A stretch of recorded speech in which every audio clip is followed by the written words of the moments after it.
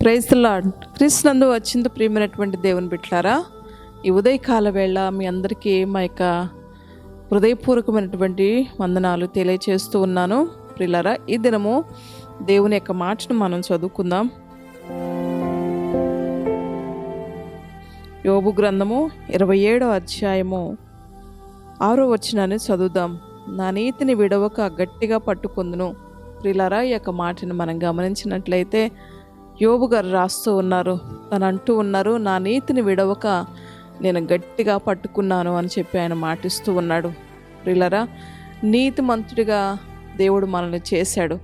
ఎలా చేశాడు అంటే, మనం పాపంలో ఉన్నప్పుడు, శాపంలో ఉన్నప్పుడు, దుర్మార్గతలో ఉన్నప్పుడు, దుష్టత్వంలో ఉన్నప్పుడు, విగ్రహారాధనలో ఉన్నప్పుడు, దేవుడు అంటే ఎరిగినటువంటి పరిస్థితుల్లో మనం ఉన్నప్పుడు, అనీతిమంతులుగా మనం బ్రతుకుచున్నప్పుడు, నీతి న్యాయాలు లేని వారుగా మనం ఉంటున్నప్పుడు, ఆయన రక్తాన్ని మన కొరకు కార్చి తన ప్రాణాన్ని మన కొరకు అర్పించి నీతి లేని మనల్ని ఆయన నీతిమంతులుగా మార్చాడు. అంత మాత్రమే కాకుండా యోబు గారి జీవితంలో ఎన్నో భయంకరమైనటువంటి శ్రమలు తన జీవితంలో ఎదురవుతూ వచ్చాయి. ఒకప్పుడు యథార్థవంతుడిగా ఉన్నాడు, నీతిగా ఉన్నాడు, న్యాయవంతుడిగా ఉన్నాడు, దేవుని యందు భయభక్తులు కలిగి చెడుతనాన్ని విసర్జించినటువంటి వ్యక్తిగా ఉన్నాడు. అలాంటి నీతి న్యాయాలు కలిగినటువంటి యోబును దేవుడు పరిశీలించాడు. ఏ విషయంలో పరిశీలించాడంటే, 10 మంది యొక్క కుమారులు కూడా చనిపోయారు. తన శరీరం అంతా కూడా క్షీణించిపోయింది. తనకున్నటువంటి ఆస్తి అంతా కూడా మరి పాడైపోయింది. తనకున్నటువంటి పని వారందరూ కూడా చనిపోయారు. ఇలా ఒక సమస్య పోగానే ఒక సమస్య. అంత మాత్రమే కాకుండా తన భార్య కూడా వచ్చి, ఇకనైనా దేవుని దూషించి చావరాదా, ఎందుకు బ్రతుకుచున్నావు అని చెప్పి యోబును ప్రశ్నిస్తూ ఉన్నప్పుడు యోబు గారు ఒకే మాట అంటాడు, యెహోవా ఇచ్చాను, యెహోవా తీసుకుని పోయాను, ఆయనకు మాత్రమే స్తుతి కలుగునుగా అని చెప్పి మాట్లాడుతూ ఉన్నాడు. ప్రియులారా, ఇలాంటి భయంకరమైనటువంటి పరిస్థితులు గుండా యోబు గారు ప్రయాణించినప్పటికీ ఆయన నీతిమంతుడైనటువంటి దేవుని విడిచిపెట్టలేదు.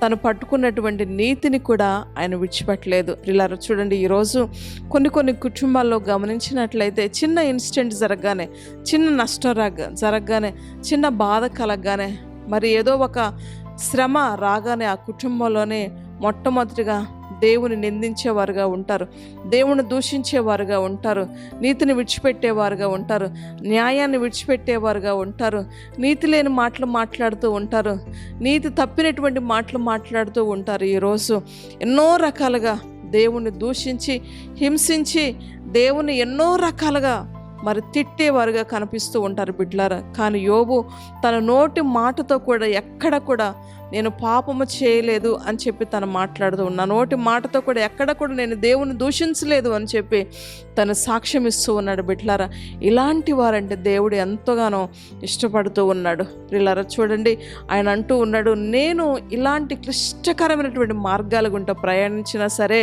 నా జీవితంలో ఎన్నో నష్టాల గుండా నేను ప్రయాణించినా సరే, ఎన్నో పరిస్థితులు నాకు మరి నా ముందు కనబడుతున్నా సరే, ఎన్నో రకాలైనటువంటి పరిస్థితులు నా ముందు ఉన్నా సరే, నేను మాత్రం నీతి కలిగిన న్యాయాధిపతి అయిన దేవుని నేను విడిచిపెట్టలేదు, నీతిమంతుడైన దేవుణ్ణి నేను విడిచిపెట్టలేదు, నేను పట్టుకున్నటువంటి నా నీతి ఏదైతే ఉందో నా నీతిని నేను విడవలేదు అని చెప్పి మనందరికీ ఆయన సాక్ష్యం ఇస్తూ ఉన్నాడు. బిడ్డలారా, ఈరోజు ఆయన మన నుండి కూడా ఇలాంటి సాక్ష్యాన్ని ఆశిస్తూ ఉన్నాడు. మన జీవితంలో ఎదురైతున్నటువంటి శ్రమలు, బాధలు, కష్టాలు, ఇరుకులు, ఇబ్బందులు, వ్యాధులు, గందరగోళమైనటువంటి పరిస్థితులు మన జీవితాల్లో కూడా ఎదురవుతున్నప్పుడు మన నుండి మనం ఎలా రియాక్ట్ అవుతున్నాం, మనం ఎలా ఉంటున్నాం, మన నోటి నుంచి ఎలాంటి మాటలు వస్తున్నాయి, మన హృదయ స్థితి ఎలా ఉన్నది, మన యొక్క అంతరంగం ఎలా ఉన్నది అని చెప్పి ఆయన మనల్ని పరిశీలిస్తున్నటువంటి దేవుడై ఉన్నాడు. బిడ్డలారా, అందుకే యోబు అంటున్నాడు, నా నీతిని నేను ఏం చేశానో తెలుసా, గట్టిగా పట్టుకున్నాను అని చెప్పి మాట్లాడుతూ ఉన్నాడు. మనం కూడా యోబులాగా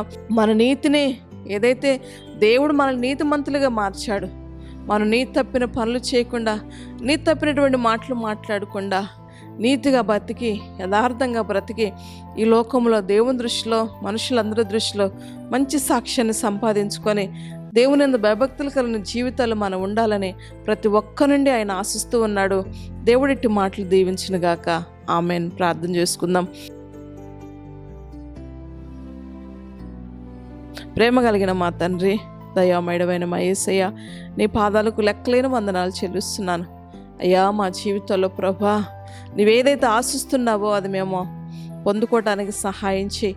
అలా బ్రతకటానికి, అలా ఉండటానికి మా అందరికీ మీరు నేర్పించమని వేడుకుంటున్నాను. నా నీతిని నేను గట్టిగా పట్టుకున్నానని చెప్పి యోబు మాటిస్తూ ఉన్నాడు ప్రభా. ఆ విధంగా నీతిగా, యథార్థంగా మేము బ్రతకటానికి సహాయం చేయమని, నీ యందు భయభక్తులు కలిగి ఈ లోకంలో మేము జీవించడానికి సహాయం చేయమని వేడుకుంటున్నాను.